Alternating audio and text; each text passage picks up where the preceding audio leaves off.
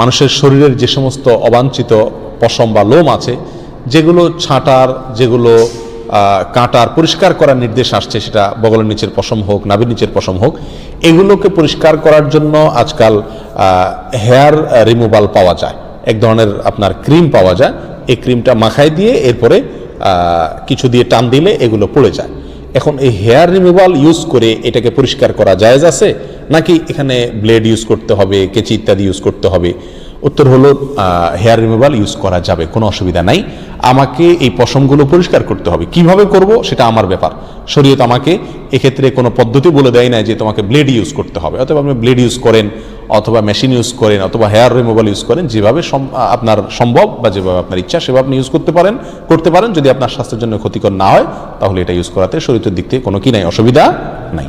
প্রথম কথা হলো হাত পায়ের নখ ছোট করা, গোপ ছাঁটা ছোট করা, বগল এবং নাভির নিচের পশম পরিষ্কার করা, এটাকে চেঁচে ফেলা, এটি সকল নবী রাসূলগণের প্রতি আল্লাহ রাব্বুল আলামিনের পক্ষ থেকে আরোপিত কমন একটি বিধান ছিল।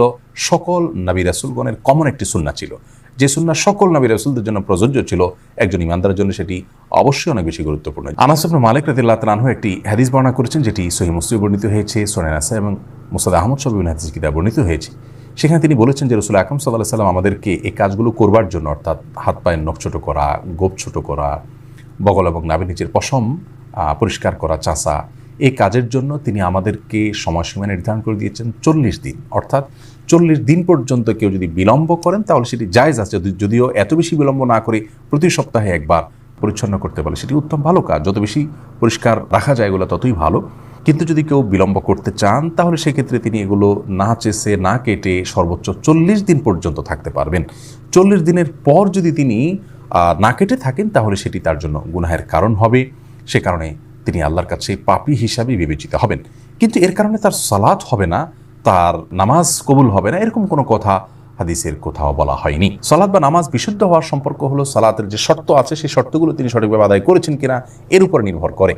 যার কারণে সালাতের শর্ত যদি সঠিকভাবে আদায় করে থাকেন, ফরজগুলো সঠিকভাবে আদায় করে থাকেন, তাহলে সালাত বিশুদ্ধ হবে। যদিও তার নাভির নিচের লোম তিনি অপরিষ্কার রাখেন, নখ বড় রাখেন, এগুলো করা সত্ত্বেও তার সালাত আদায় হয়ে যাবে। কিন্তু এগুলোকে তিনি বড় রাখবার কারণে, ছোট না করার কারণে, সময়মতো না চাষবার কারণে, 40 দিনে বেশি অপরিচ্ছন্ন রাখবার কারণে তিনি একটি গুনাহে লিপ্ত হলেন, সেটি সম্পূর্ণ ভিন্ন বিষয়।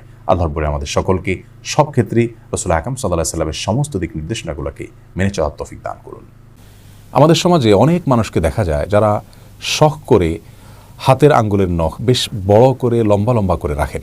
অনেকে জানতে চেয়েছেন, যারা হাত পায়ের নখ লম্বা করে রাখেন, বড় করে রাখেন, তাদের সালাত বা নামাজ বিশুদ্ধ হবে কি না।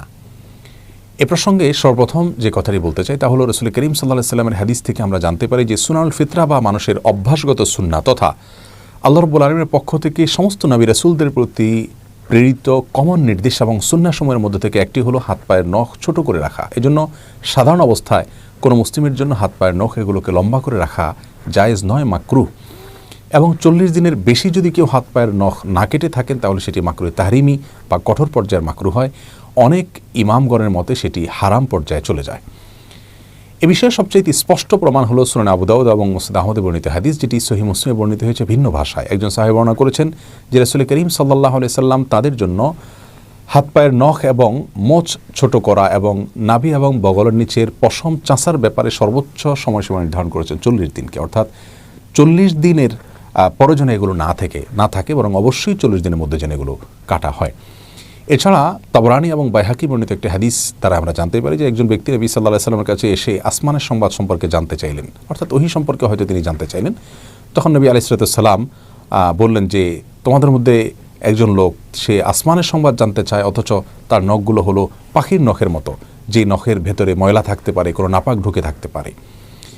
এভাবে আরও বেশ কয়েকটি হাদিস এ প্রসঙ্গে বর্ণিত হয়েছে। সে সমস্ত হাদিসগুলোকে সামনে রাখলে আমরা পরিষ্কারভাবে জানতে পারি যে কোনো মুসলিমের জন্য হাত পায়ের নখ লম্বা করে রাখা ঠিক নয়। তাছাড়া এটা অপরিচ্ছন্নতা।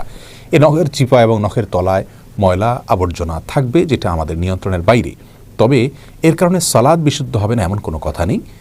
যদি তার নখ তিনি স্বাভাবিকভাবে ধৌত করেন তাহলে সেক্ষেত্রে তার সালাত বিশুদ্ধ হয়ে যাবে। নখের নিচের ভেতরের অংশ পর্যন্ত পানি পৌঁছানোর জন্য আলাদা করে কষ্ট করে কসরত করার প্রয়োজন নাই। তবে হ্যাঁ, ফরজ গোসল ইত্যাদিতে তাকে খেয়াল করতে হবে, বিশেষ করে নখের ভেতরে যদি এমন কোনো ময়লা থাকে যে ময়লা থাকার কারণে সেখানে পানি পৌঁছাবে না এবং সেটা বাহ্যিক অংশ থাকে নখের, তাহলে সেক্ষেত্রে তার গোসল আদায় হবে না। ওজুর ক্ষেত্রে একই কথা, বিশেষ করে রং ইত্যাদি থাকলে।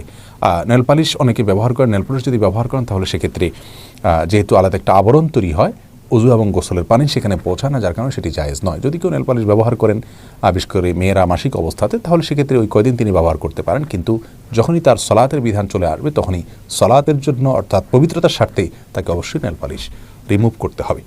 বিশ্ববিখ্যাত ফতোয়ার গ্রন্থ রদ্দুল মুখতার ইমাম ইবনে আবিদিন শামী রাহিমাহুল্লাহ উল্লেখ করেছেন যে উত্তম হলো একজন মুসলিমের জন্য হাত পায়ের নখ এবং মোচ এগুলো ছোট করা এবং নাভি এবং বগলের নিচের পশম ইত্যাদি ছোট করা সপ্তাহে কমপক্ষে একবার। আর যদি সেটা তিনি করতে না পারেন তাহলে অবশ্যই 40 দিনের মধ্যে করা। যদি 40 দিন হয়ে যায় বা 40 দিন পার হয়ে যায় তাহলে সেক্ষেত্রে তিনি কিন্তু শরীয়তের যে এক্ষেত্রে কঠোর সতর্কতা বা সতর্কবার্তা রয়েছে তার আওতায় তিনি পড়ে যান।